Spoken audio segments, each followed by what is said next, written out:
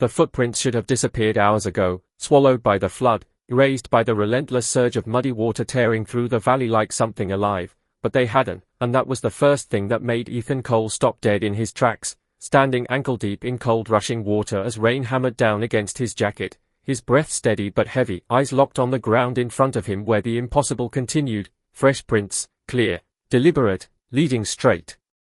into the rising current as if whoever made them had walked willingly into a force that could drag a full-grown man under in seconds, and yet the spacing was steady, controlled, not the panic pattern of someone running for their life but something else, something calm, something intentional, and that was what bothered him most, because people don't walk calmly into floodwater unless they don't have a choice, or they don't care about getting out. The river roared louder just ahead, swelling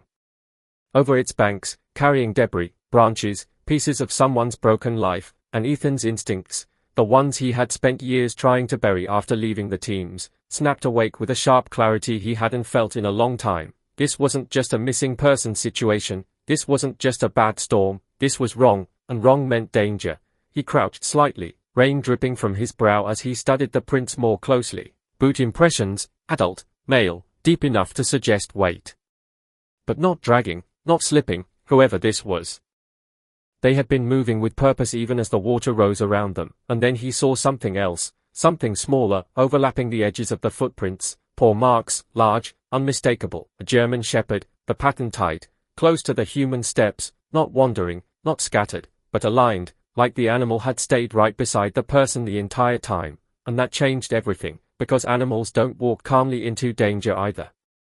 Unless they're following someone they trust, or protecting someone they won't leave behind. Ethan's jaw tightened slightly as the rain intensified, soaking through layers, cold biting into his skin, but he didn't move, not yet, because this wasn't just tracking anymore, this was reading a story written in mud and water, a story that was still unfolding, still alive. The footprints continued forward, deeper into the flooded path, where the ground disappeared completely beneath rushing water, and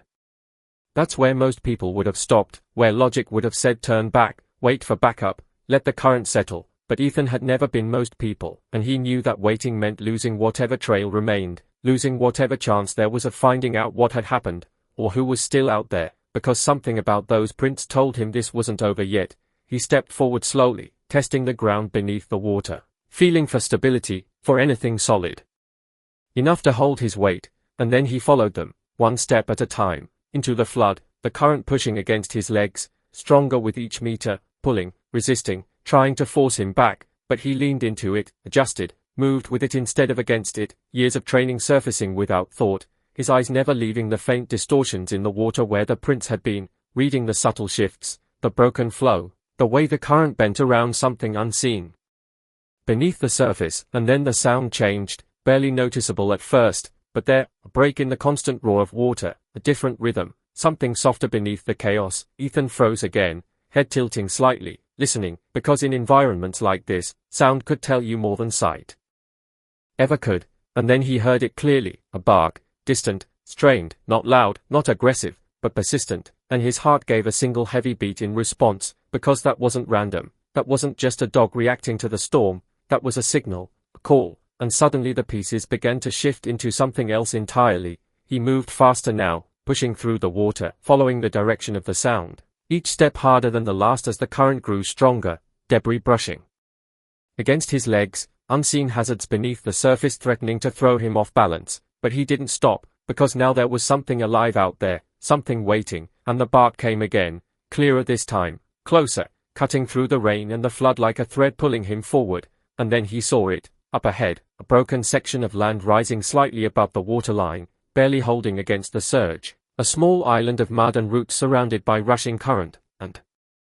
on it, a shape, still, unmoving except for the slight shift of its head as it turned toward him, eyes locking instantly, sharp, aware, and even through the rain, even through the distance, Ethan knew exactly what he was looking at. The German shepherd stood there, soaked, exhausted, but standing, her body angled protectively around something behind her that he couldn't fully see yet, and she didn't run, didn't bark again, didn't panic. She just watched him, steady, controlled, and in that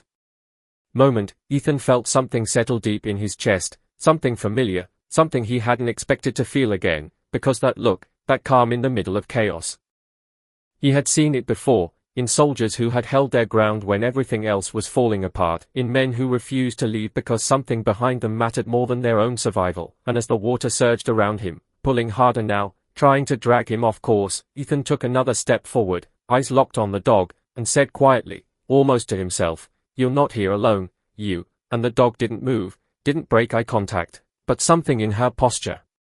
shifted, just slightly, just enough to confirm what he already knew. Whatever she was guarding was still there, and still alive, or at least, had been. The water surged harder as Ethan pushed forward, each step a calculated fight against the current that clawed at his legs like it wanted to drag him under and erase him the same way it had erased everything else in the valley. But he didn't look down, didn't hesitate, because his focus had narrowed entirely to that small patch of ground ahead.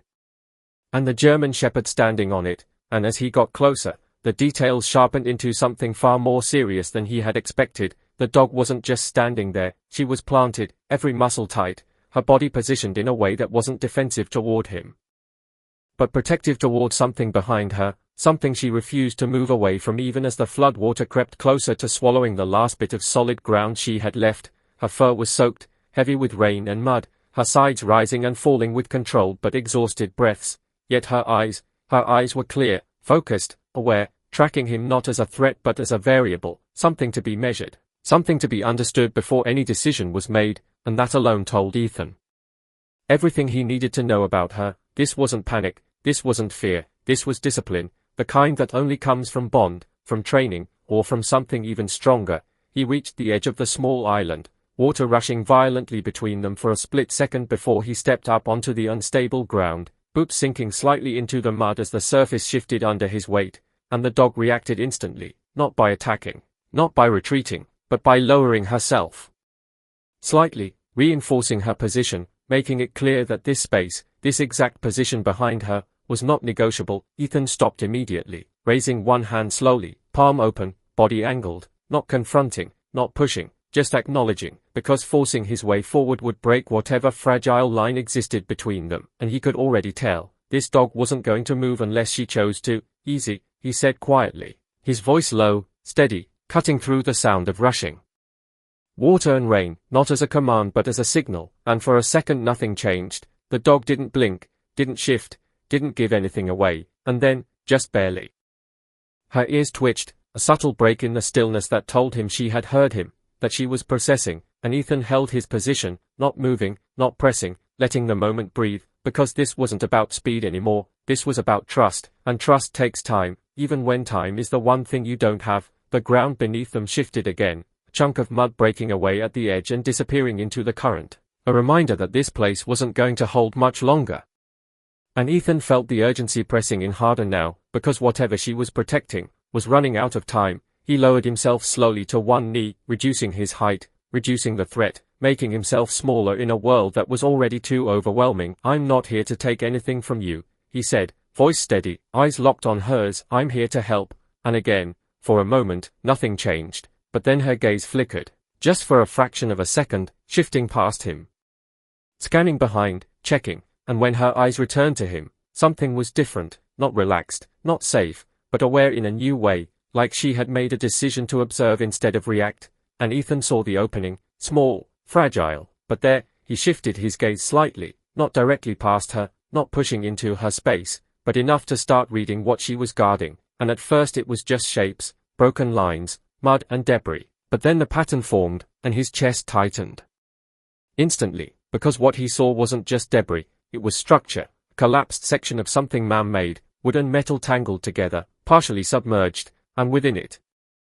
movement, faint, barely visible, but real, and everything inside him snapped into focus. "Someone's in there," he whispered, more to himself than to her, and the dog's reaction was immediate, her body tensing again, her stance tightening, confirming it without a single sound, and that was all Ethan needed. He shifted forward slightly, just enough to test the space, and this time she didn't block him completely. She adjusted, not moving away, but allowing a narrow path, a line of access that hadn't been there before, and that told him everything. She wasn't refusing him anymore, she was letting him earn it. He moved carefully, each step deliberate, avoiding sudden motions, his eyes now fully locked on the collapsed structure, the water pressing against it, threatening to tear it apart at any moment. And then he heard it, a sound so faint it almost disappeared into the noise of the flood, but it was there, unmistakable, human. A breath, weak, uneven, but there, and his heart hit hard against his chest because that meant one thing: whoever was in there was still alive. "I've got you," he said under his breath, not knowing if the person could hear him, but needing to say it anyway, because sometimes words matter even when they shouldn't. He reached the edge of the debris, testing stability, his hands finding purchase on wet wood, pulling slightly to see what would give, what would hold. And the entire structure shifted dangerously in response, a sharp crack echoing as part of it dipped lower into the water, and Ethan froze instantly, because one wrong move here wouldn't just fail the rescue. It would end it. The dog moved closer again, not to stop him, but to watch, her eyes locked on every movement, every adjustment, her presence intense, focused, like she was part of this now, part of the process, and Ethan could feel it, the connection building, fragile but real, because they were both standing on the same edge, fighting the same force, trying to save the same life. He adjusted his grip, shifting his weight, finding a different angle, something more stable, something that wouldn't collapse under pressure, and then he reached in, deeper this time, his hand disappearing into the gap between broken wood and twisted metal, feeling blindly for anything, any sign, any contact, and for a second there was nothing, just cold water and debris, and then, something brushed against his fingers, soft, weak, but unmistakable, skin, and his entire body locked. "I've got you," he said again, louder this time, more certain, and as his hand closed gently around the small wrist he had found, he felt it, the faintest pressure in return, a response, a grip that barely existed but was enough to confirm that whoever was trapped in there wasn't ready to let go yet, and in that exact moment, the structure beneath them shifted again, harder this time, the water rising, the sound of cracking wood growing louder, deeper, and Ethan knew, with absolute clarity, they didn't have much time left at all. The moment Ethan felt that weak grip tighten around his fingers, something inside him locked into place with a clarity that cut through the chaos of rain and rushing water, because that wasn't just contact, that was intent, that was someone still fighting, still holding on in a place where everything else was trying to pull them under, and that meant there was no room left for hesitation, no margin for error. He shifted his stance carefully, lowering his center of gravity as the unstable ground beneath him trembled again, the collapsed structure groaning under pressure as the flood surged harder against it, and he could feel it now. The entire mass of debris was minutes, maybe seconds, away from breaking apart completely. And if that happened, whatever was trapped inside would be gone before anyone could react. The German Shepherd moved closer, her body pressed near his side now, not blocking him anymore but fully engaged, her eyes tracking his hand, the place where he had made contact, and there was something in her posture that went beyond instinct, something almost urgent, like she understood exactly what was happening, exactly what was at risk, and Ethan didn't question it, because in moments like this, you don't question anything that helps you move faster, think clearer, survive longer. "Stay with me," he said, his voice low but firm, directed not just at the person beneath the debris but at himself as well, because this was where people lost focus, where panic crept in and turned precision into mistakes. He adjusted his grip slightly, testing the position of the trapped arm, careful not to pull too hard, because if the rest of the body was pinned, force could do more harm than good, and as he explored the space further, his hand brushing against broken wood, twisted metal, soaked fabric, he began to understand the situation more clearly. Whoever this was, they weren't just stuck, they were wedged, trapped under multiple points of pressure, the debris forming a kind of cage around them, and that made everything harder, because this wasn't a simple pull, this was a controlled extraction under unstable conditions, in rising water, with limited time. The structure shifted again, louder this time, a deep crack echoing as part of the outer frame dipped lower, water rushing in faster, filling the gaps, and Ethan felt the urgency spike, his breathing tightening slightly as his mind raced through options, angles, possibilities, none of them clean, none of them safe, but one of them had to work. It had to, because there was no second chance here. The dog barked once, sharp, sudden, and Ethan's head snapped up instinctively, scanning the perimeter for a new threat, but there was nothing there, just the storm, just the flood, and then he realized, the bark wasn't about danger, it was about time, it was a warning, a push, a reminder that they were running out of it, and that hit him harder than anything else, because it meant even she knew, even she could feel the moment slipping away. He looked back down, refocused, his hand tightening slightly around the trapped wrist. "Listen to me," he said, louder now, clearer, I'm going to get you out, but you need to stay with me." And for a second there was nothing, no response, just the sound of water and breaking wood, and then the faintest movement again, a shift, a small attempt to respond, and that was enough to confirm awareness, enough to confirm fight. Ethan moved his other hand to the debris, gripping a section of wood that seemed to be applying the most pressure, testing it carefully, slowly, and when he pushed, the structure resisted, held for a moment, and then gave slightly, just enough to create a small gap, a fraction of space, but in situations like this, a fraction is everything. The dog moved closer again, her body almost touching his now, her eyes locked on the opening, her entire presence focused, and Ethan could feel it, that shared urgency, that shared goal, because they were both working toward the same outcome now, both invested in whatever was beneath that wreckage. He pushed harder this time, using his body weight, controlling the movement to avoid a full collapse, and the gap widened just enough for him to reach deeper, his fingers finding more than just the arm now. Shoulder, fabric, a body position that told him everything he needed to know. This wasn't an adult, the proportions were wrong, smaller, lighter, and that realization hit him like a shockwave, because suddenly the stakes weren't just high.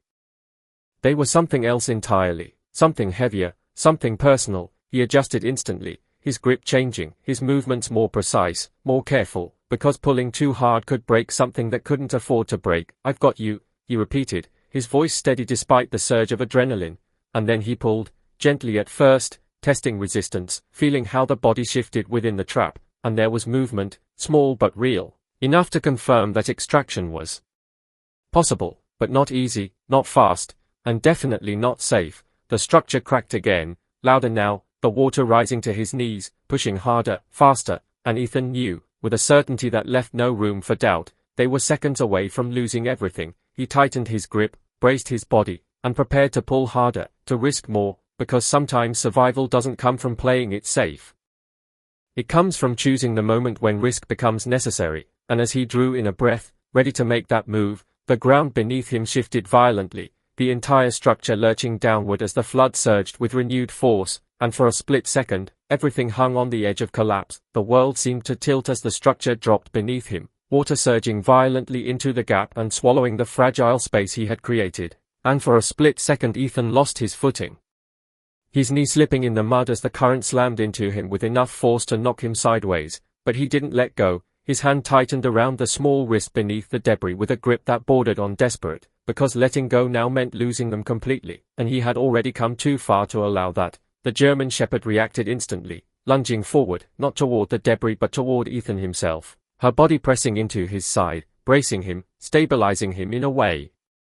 that felt almost calculated, like she understood exactly what was happening and exactly what he needed in that moment, and that single act, pure instinct, pure loyalty, gave him just enough balance to recover, just enough control to reset his footing and fight back against the current that was trying to rip everything apart. "Hold," he shouted, not sure if he was speaking to himself, to the trapped body beneath the wreckage, or to the dog beside him, but the word came out sharp, anchored, and it grounded him just enough to think again, to act instead of react. The debris shifted again, another crack echoing as a section of wood snapped under pressure and disappeared into the flood, and the gap around his arm widened slightly, but not in a good way, not controlled, not safe. The entire structure was destabilizing now, unraveling piece by piece, and Ethan knew they were seconds away from total collapse. He didn't have time to be precise anymore, didn't have time to plan the perfect extraction. This had become something else, something raw, something immediate. He adjusted his grip quickly, sliding his hand further along the arm beneath the debris until he could secure a stronger hold, his fingers locking around the upper arm now. More leverage, more control, but also more risk, because pulling from this angle could cause damage if the body was still pinned elsewhere, but there was no other option left. The water was rising fast, already pushing past his thighs, the current stronger, more aggressive, carrying larger debris now that slammed into the structure with enough force to make it shudder violently, and every impact brought them closer to the point of no return. The German Shepherd barked again, louder this time, more urgent, her body shifting position slightly as if trying to get closer to the opening, to see what was happening, to be part of it, and Ethan felt something in that sound that cut deeper than the storm, something that wasn't just warning or instinct, but fear, controlled, restrained, but real, and that hit him harder than anything else, because if this dog, this disciplined, unwavering animal, was starting to feel fear, Then they were truly out of time. "I'm pulling you out," he shouted, his voice cutting through the chaos, and this time there was a response, not a word, not a sound, but a movement, a faint shift beneath his grip that told him the person inside understood, that they were still there, still fighting, and that was all he needed. He braced himself fully now, planting his feet as best as the unstable ground would allow, leaning back slightly to counter the force of the current, and then he pulled.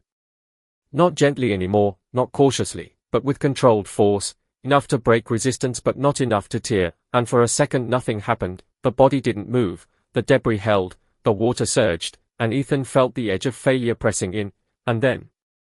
something gave, a shift, a release, subtle but unmistakable, and suddenly the arm moved, sliding free from one of the pressure points that had held it in place, and that was the moment everything changed, because now it was possible, now there was a path, but also a risk, because freeing one point often destabilizes others, and as if on cue, the entire structure groaned, deeper this time, louder. The sound of wood splitting under stress echoing through the storm, and Ethan didn't stop, couldn't stop. He pulled again, harder this time, and the body beneath the debris shifted further, more movement, more release, but also more instability. The water surged higher, now at his waist, pushing against him with relentless force, trying to break his stance, trying to tear him away, and for a moment he felt it, that slip, that loss of control as his footing gave slightly, and the German Shepherd reacted again, pressing harder into him, anchoring him with her own weight, her body acting as a counterbalance in a way that no training manual could ever teach, and Ethan used it, adjusted, leaned into it, and pulled again, this time with everything he had left, and the debris finally gave, collapsing inward with a violent crack as the remaining pressure points broke, the structure partially caving in as water rushed through the opening, and the body beneath it surged forward with the current, and Ethan caught it, both arms now wrapping around the small form as it broke free, pulling it up, out, away from the collapsing wreckage just as the rest of the structure gave way completely, disappearing into the flood in a violent rush that would have taken them with it if they had been even a second slower. Ethan stumbled backward, the weight in his arms light but fragile, dangerously so, and as he pulled the body closer, shielding it from the water, from the impact, from everything, he finally saw clearly what he had pulled free, and his breath caught hard in his chest, because it wasn't just small, it was a child, soaked, unconscious, barely breathing, and for a moment the entire world seemed to narrow down to that single fragile life in his arms, and then the German Shepherd stepped in close, her body pressing against them both, her eyes locked on the child with an intensity that said everything without a single sound, and Ethan understood instantly, this wasn't just a rescue, this was something else entirely, something deeper, something that had already begun long before he arrived, and as the flood roared around them, threatening to pull them back into chaos, one question rose in his mind with sharp, undeniable clarity: what had this dog already survived to keep this child alive? The weight of the child in Ethan's arms felt impossibly light, and that was what terrified him the most, because weight meant strength, meant resistance, meant life pushing back, but this was fragile, barely there, like holding something that could disappear if he didn't keep it anchored to the world. The child's body was cold, soaked through, her breathing shallow and uneven against his chest, each inhale faint, each exhale almost lost in the roar of the flood around them, and Ethan tightened his hold instinctively, one arm supporting her back, the other cradling her head, lifting her slightly higher to keep her face above the spray of water that still surged around them. "Stay with me. Stay with me," he muttered under his breath, not even sure if she could hear him, but needing to say it anyway, because silence in moments like this felt too close to loss. The German Shepherd pressed in closer, her body almost touching the child now, her nose brushing lightly against the girl's face as if checking, confirming, making sure she was still there, still breathing, and the way she did it, gentle, precise, controlled, told Ethan everything he needed to know. This wasn't the first time she had done this, this wasn't the first moment she had watched over this child in the edge between life and death, and that realization hit harder than the cold, harder than the exhaustion starting to creep into his muscles, because it meant this situation didn't start with the flood. It had been building long before the storm ever arrived. The ground beneath him shifted again, another reminder that they were still standing on borrowed seconds, and Ethan snapped his focus back to the present, because thinking about the past wouldn't save them now. Moving wood, he turned slightly, scanning the flooded path behind him, calculating the safest route back, the least unstable ground, the shallowest current, but everything looked worse now than it had on the way in. The water, higher, faster, more aggressive, debris moving with more force, and he knew immediately this wasn't going to be a simple retreat. This was going to be a fight, every step contested, every movement risky, and he didn't have both hands free this time, didn't have the balance he needed, because now he was carrying something that couldn't afford to be dropped. "We need to move," he said, more to the dog than to himself, and the German Shepherd responded instantly, pulling back just enough to give him space, her body turning toward the path he had taken, but she didn't go ahead, didn't lead, she stayed close, almost glued to his side, her eyes shifting constantly between the terrain and the child, like she was balancing two responsibilities at once, guiding and guarding, and Ethan felt something shift inside him at that, something deeper than respect, something closer to recognition, because he had seen that before too, in teammates who carried others out of impossible situations, who refused to let go no matter how bad it got. He took his first step carefully, testing the ground beneath the water, feeling for stability, for anything that wouldn't give under pressure, and when it held, he moved again, slow at first, controlled, each movement deliberate, the current pressing harder now, pushing against him with enough force to make every step feel like a negotiation, and the cold was setting in deeper, biting through layers, creeping into muscle, slowing reaction time, but he pushed through it, because stopping wasn't an option, not now, not with the child in his arms. The German Shepherd moved with him, matching his pace exactly, her body slightly ahead but never out of reach, her movements precise, calculated, choosing paths through the water that minimized resistance, and Ethan followed those choices without question, because in this moment, her instincts were as valuable as any training he had ever received, maybe more. A piece of debris slammed into his leg suddenly, hard enough to make him stumble, his balance breaking for a split second as the current surged stronger around him, and the child's body shifted in his arms, dangerously, her head tilting slightly toward the water, and Ethan reacted instantly, tightening his grip, pulling her closer, adjusting his stance, but the moment had already shaken him, already reminded him how fragile this was, how easily it could all fall apart. "Not happening," he said under his breath, more forcefully this time, like a promise, like a refusal, and he pushed forward again, stronger now, more aggressive in his movement, forcing his way through the current instead of negotiating with it, because sometimes survival isn't about balance. It's about momentum. The German Shepherd barked once, sharp and focused, and Ethan followed her gaze, looking ahead, and that's when he saw it, the waterline rising faster than before, the path they had taken now partially submerged beyond recognition, sections of ground completely gone, replaced by deeper, faster-moving current, and his chest tightened slightly as the realization hit him. The way back wasn't just harder, it might be impossible if the water kept rising at this rate. He adjusted his path immediately, angling slightly toward higher ground he could see further ahead, a narrow strip of land that still held above the flood, but it meant a longer route, more exposure, more time in the water, and time was the one thing they didn't have. The child's breathing hitched slightly against his chest, a weak, uneven motion that barely registered but was enough to spike urgency through his entire body. Hey,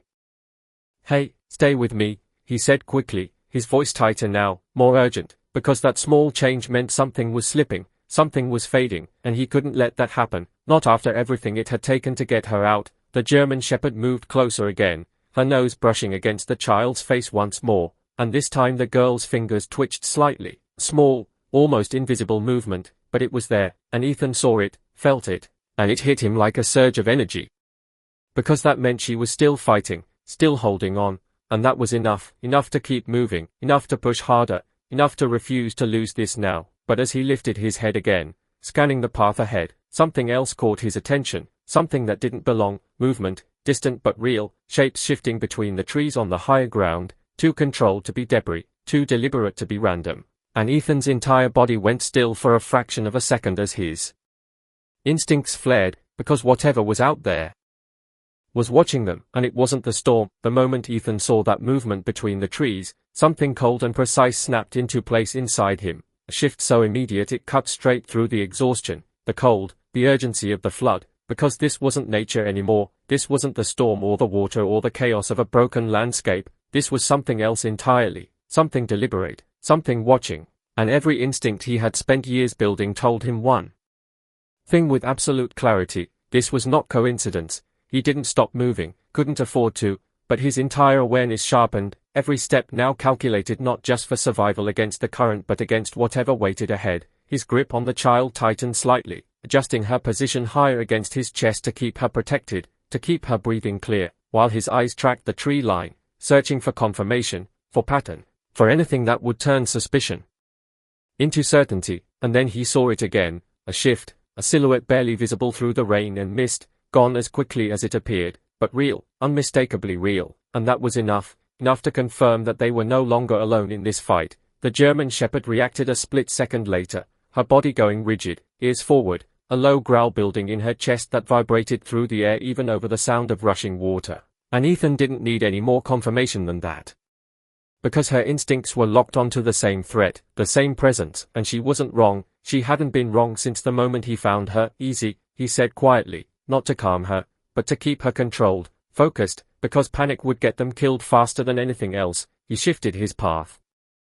slightly, angling away from the direct line toward the trees, choosing a route that gave him more cover, more unpredictability, even if it meant deeper water, stronger current, because right now, exposure was more dangerous than the flood. The child stirred slightly again, her breathing uneven, her head resting against his shoulder, and Ethan felt the fragility of that life in a way that made everything else secondary, because whatever was out there, whatever had been watching, whatever had led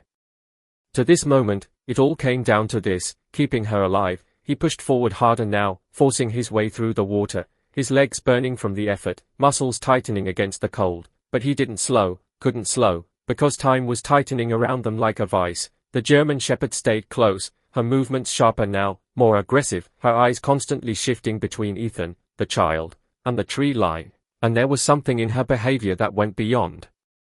simple protection, something that felt like recognition, like she knew what was out there, like this wasn't the first time she had sensed it, and that realization hit Ethan with a weight he didn't expect, because it meant this wasn't random, this wasn't just bad timing, this was connected. Whatever had happened to the person whose footprints he had followed, whatever had left that child trapped under debris in the middle of a flood, it had something to do with those figures in the trees. A branch snapped somewhere ahead, sharp, distinct, cutting through the noise of water and rain, and Ethan's head turned instantly toward the sound, his body shifting slightly to put himself between the direction of the noise and the child, his stance adjusting without thought, because that was what he did, what he had always done, protect first, react second. The German Shepherd's growl deepened, her body lowering slightly, ready, and for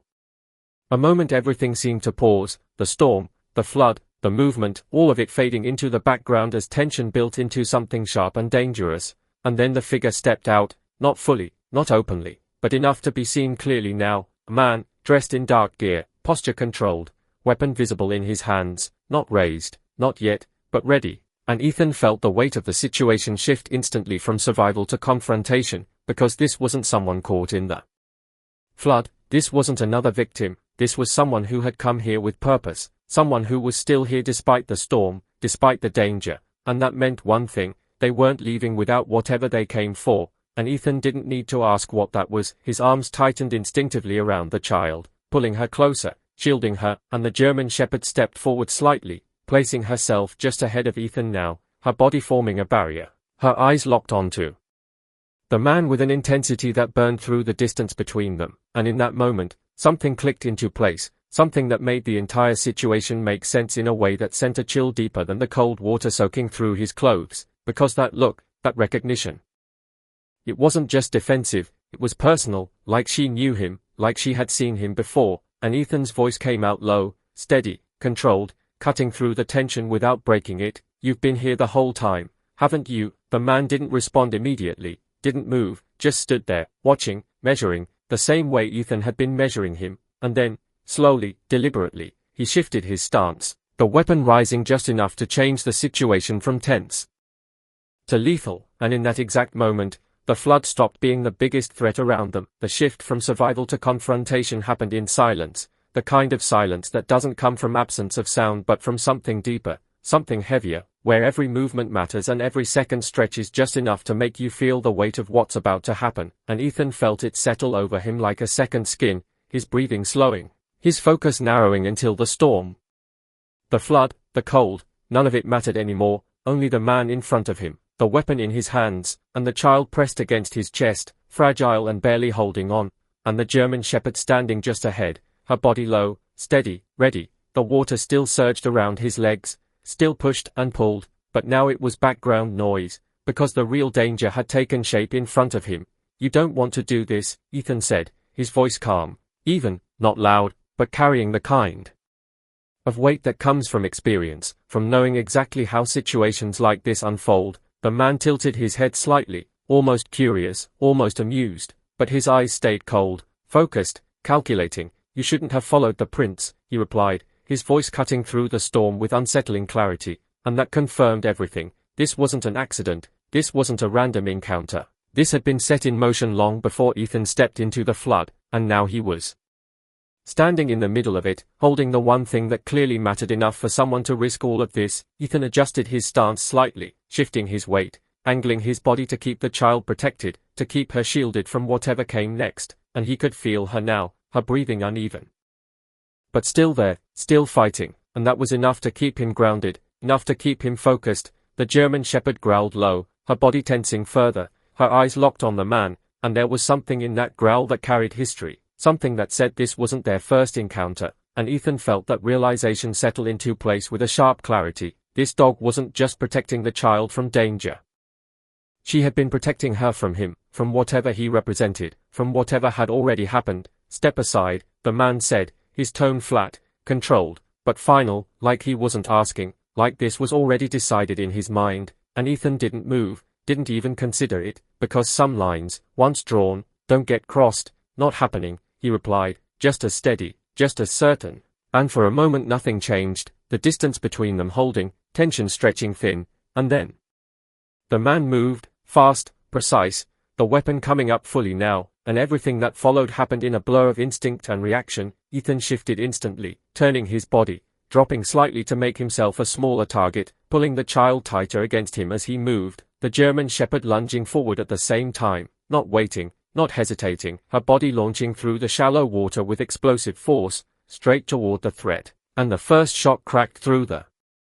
air, sharp, violent, cutting through the storm with a sound that seemed too loud for the world around them, the impact hitting the water just behind Ethan, sending a spray up around him, and he didn't stop moving, couldn't stop, his path changing instantly, angling away, using the terrain, the uneven ground, the debris, anything to break the line of sight. The second shot came faster, closer, tearing through the air just past him, and he felt the pressure of it, the proximity, the reality of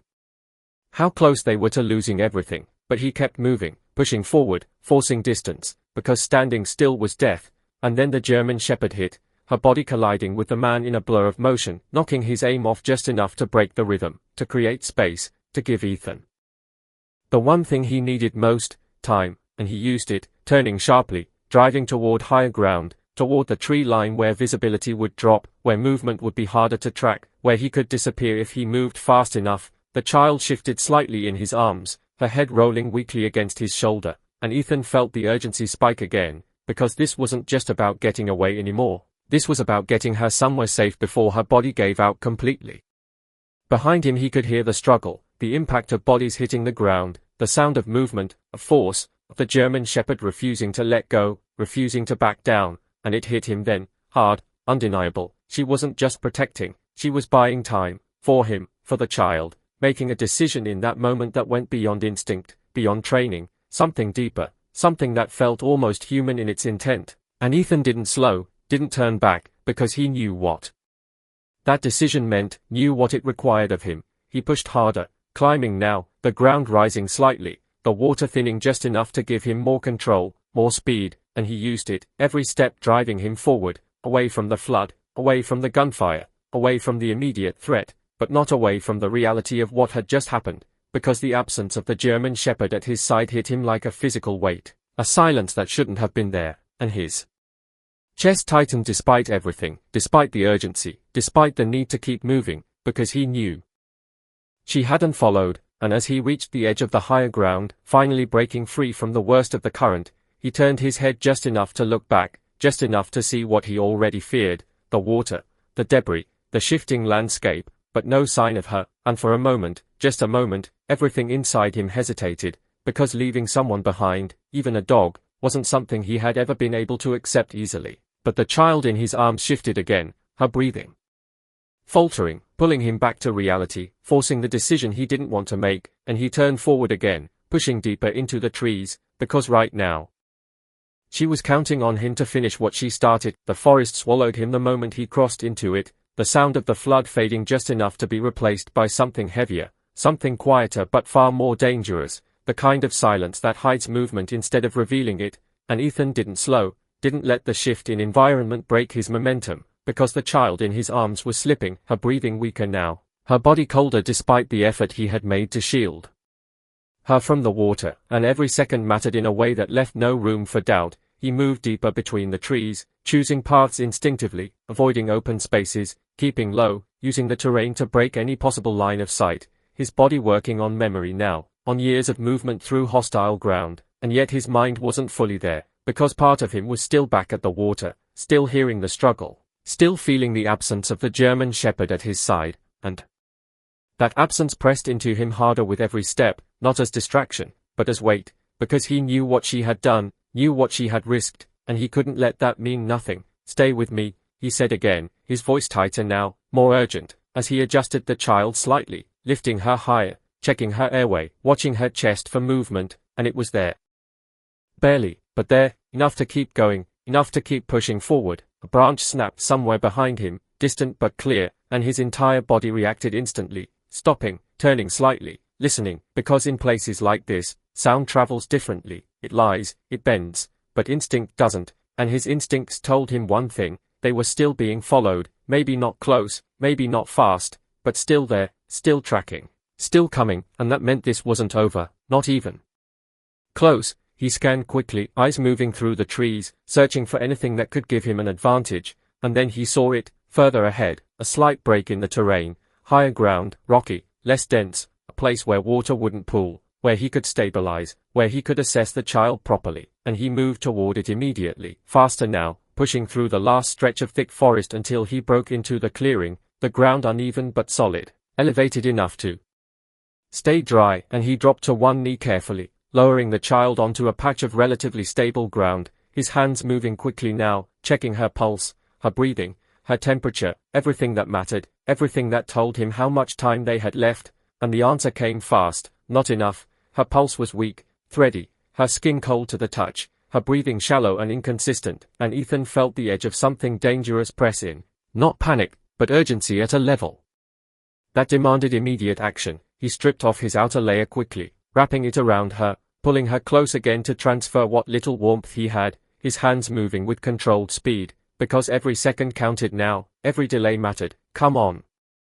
Stay with me, he said, his voice low but insistent, his eyes locked on her face, watching for any response, any sign. And then, movement, small, barely there, but real, her fingers twitching slightly against his jacket, her lips parting just enough to release a faint breath that carried a sound, not a word, not clear, but enough to confirm she was still there, still fighting, and that was all he needed, all he could ask for in a moment like this. But even as that hope settled in, something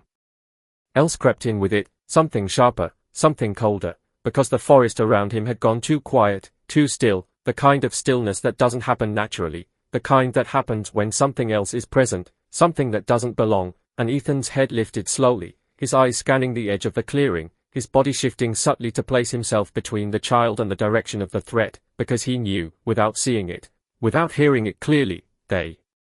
weren't alone here. And then it came, a sound so faint it almost disappeared into the air, but he heard it, because he was listening for it now, a low growl, distant, strained, but unmistakable, and his chest tightened instantly, because he knew that sound, he knew it in a way that cut deeper than logic, deeper than instinct. The German shepherd was still out there, still alive, still fighting, and that realization hit him like a surge of energy, because it meant two things at once: she hadn't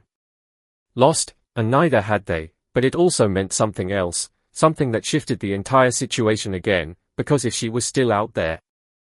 then so was the man she had attacked, and Ethan's eyes hardened slightly as he looked back toward the tree line, his body already preparing for what came next, because this wasn't over, not yet. The growl came again, louder this time, closer, cutting through the stillness of the forest like a signal that refused to be ignored, and Ethan felt something shift inside him instantly, not relief, not yet, but something close, something that sharpened his focus instead of breaking it, because if she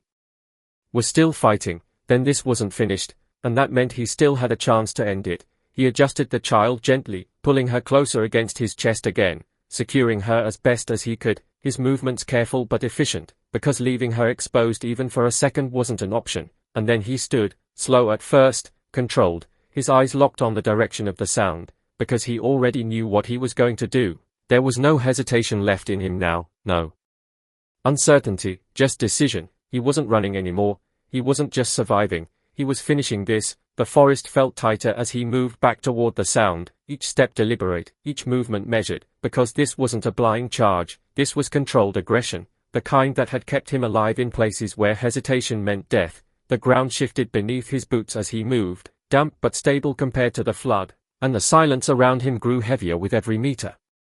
Until finally it broke, the trees opening slightly to reveal a small clearing, and what he saw there locked everything into place with brutal clarity. The German Shepherd was still standing, barely, her body low, her stance unsteady but unbroken, her fur matted with mud and streaked with blood, but her eyes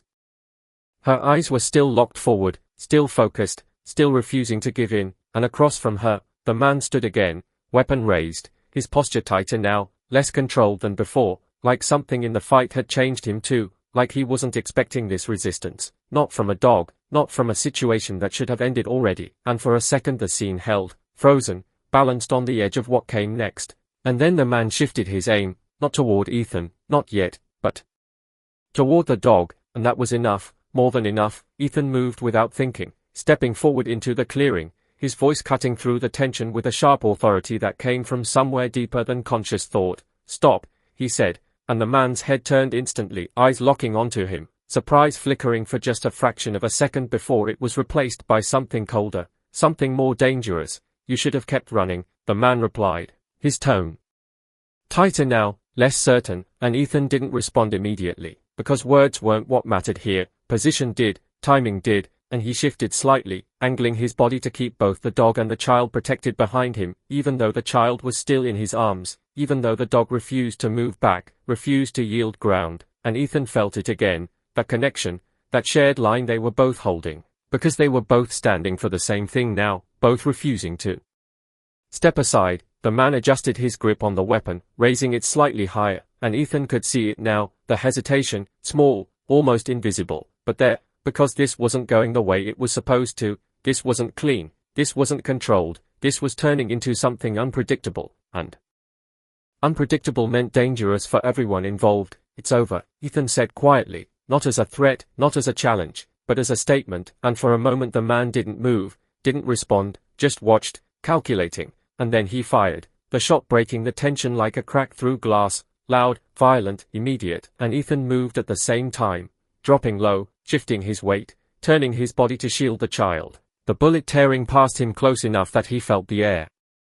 move, and the German Shepherd lunged again, her body pushing forward with everything she had left, colliding with the man just as he tried to fire again, knocking his aim off, forcing the shot wide, and Ethan didn't hesitate, couldn't, he stepped forward fast, closing the distance, his movements sharp, controlled, direct, driving into the man before he could recover, forcing him back, forcing the weapon away, the two of them crashing into the ground with a force that knocked the breath from both of them, the fight turning immediate, physical, raw, the kind of fight where there's no distance, no advantage except what you create in the moment, and Ethan used everything he had left, every ounce of strength, every piece of training, every instinct that told him how to end something like this quickly, decisively, because dragging it out meant risk, meant exposure, meant losing control, and he couldn't afford that, not with the child, not with the dog, not with everything riding on this moment. The man fought back hard, skilled, trained, but something in him was off now, something shaken, something disrupted, and that was enough, just enough for Ethan to take control, to shift the balance, to end it before it could turn again. And then it was over, just like that, the struggle stopping as suddenly as it had started, the silence returning, heavier now, final. Ethan stayed still for a second, his breath heavy, his body processing what had just happened, and then he pushed himself up, turning immediately, his focus snapping back to what mattered, the child, the dog, because nothing else mattered beyond that, and as he looked back toward where she stood, barely holding herself upright, her body trembling from exhaustion, from injury, from everything she had endured, he felt something settle deep in his chest, something that went beyond relief, beyond survival, something that felt like understanding, like respect, like recognition, because she hadn't just protected, She had fought, she had held the line, she had refused to break when everything around her had already fallen apart, and Ethan stepped toward her slowly, his voice quieter now, steadier, carrying something different. "It's done," he said, "and this time." She didn't growl, she didn't tense, she didn't resist, she just looked at him, her eyes softer now, heavier, like she had been waiting for those words longer than he could possibly understand. The moment after everything ended felt heavier than the fight itself, like the world had finally exhaled but hadn't yet decided what came next, and Ethan stood there for a second longer than he should have, the cold creeping back into his body now that the adrenaline was fading, the sound of distant water and soft wind returning to replace the violence that had filled the space just moments ago. But none of that mattered, because his eyes were locked on her, the German Shepherd, standing there with what little strength she had left, her body trembling, her stance no longer solid but still refusing to collapse, like something inside her was holding her upright even after everything else had been drained away. And Ethan stepped closer slowly, carefully, not wanting to break whatever fragile balance was still holding her together. The child still in his arms shifted slightly, a weak movement, a breath that was still there, still fighting, and that pulled him forward, grounded him again in what mattered most. He lowered himself down gently, one knee touching the damp earth as he carefully adjusted the child, keeping her warm, keeping her secure, and then he reached out, slowly, his hand moving toward the dog, not as a command, not as a claim, but as acknowledgement. And this time she didn't pull back, she didn't resist, she just watched him, her eyes no longer sharp with defense but heavy with something deeper, something that felt like understanding, like acceptance, like she knew the fight was over. And as his hand finally touched her, resting gently against her neck, he felt it immediately, the heat beneath her fur, the pulse, fast but weakening, and his chest tightened because he understood what that meant, understood the cost she had paid to get them here, to keep that child alive through the flood, through whatever had come before, through the man they had just faced. She had given everything, every ounce of strength, every moment of endurance, and now there was nothing left to hold her up except will, and even that was fading. "Hey, you okay?" he said quietly, his voice softer now than it had been at any point since this began, because this wasn't about control anymore, this was about care, about presence, about making sure she wasn't alone in this moment. The child stirred again, her small hand moving weakly until it found the dog's fur, gripping it gently, instinctively, like she had done before, like she had done through everything. And when Ethan saw that, something inside him shifted in a way he hadn't expected, something that went beyond the mission, beyond the fight, beyond survival, because this wasn't just protection, this was connection, real, deep, something built in the worst possible conditions and still strong enough to hold. And the German Shepherd felt it too, her body relaxing slightly under his hand, her head lowering just enough to rest closer to the child, her eyes softening as they focused on her, and for a moment everything else disappeared, the storm, the danger, the past. All of it fading into the background, leaving only this fragile, powerful moment where life had held on against everything that tried to take it away. Ethan adjusted slightly, pulling both of them closer, his body shielding them from the cold, from the wind, from anything that might still threaten them, and he stayed there, not moving, not rushing, just holding that space, because sometimes survival isn't about what you do next, it's about what you protect in the moment you've been given. Time passed, though it felt impossible to measure, and slowly, the child's breathing began to steady, still weak, still fragile, but more consistent now, more present, and Ethan felt it, that small shift, that fragile line moving back toward life, and he let out a breath he hadn't realized he'd been holding, because that meant something had worked, something had held. But when his hand moved again, gently, checking the dog, feeling for that same steady rhythm beneath her fur, it wasn't the same. It was slower now, weaker, fading in a way that didn't leave room for misunderstanding, and Ethan's throat tightened slightly as he leaned closer, his voice dropping to a near whisper. "You did enough. You did more than enough." And the dog's eyes shifted to him one last time, not with fear, not with pain, but with something that felt almost peaceful, like she understood, like she knew the fight was finished, and she had done what she needed to do. And then her gaze returned to the child, resting there, holding that connection until the very last moment, until her body finally gave into everything it had been holding back. And the stillness that followed wasn't violent, wasn't sudden, it was quiet, almost gentle, like the storm itself had stepped aside just long enough to let her go in peace. Ethan stayed there, unmoving, his hands still resting on her, the weight of the moment settling into him in a way that didn't break him but changed him, because this wasn't lost the way he had known it before, this wasn't something taken, this was something given, something chosen, and that made it different, made it heavier, but also meaningful. And as he looked down at the child, still breathing, still alive because of everything that had just happened, he understood exactly what that meaning was. He shifted carefully, lifting the child again, holding her close, and then he stood, his movement slower now, more deliberate, because this wasn't about urgency anymore, this was about carrying something forward, something that couldn't be left behind. And as he took his first step away from that clearing, away from the place where everything had ended and begun at the same time, he didn't look back immediately, because some moments aren't meant to be revisited. They're meant to be carried, and as he moved through the trees, the world quieter now, the storm finally fading into something distant, one truth stayed with him, clear, unshakable. Sometimes the strongest souls aren't the ones who survive, they're the ones who make sure someone else does.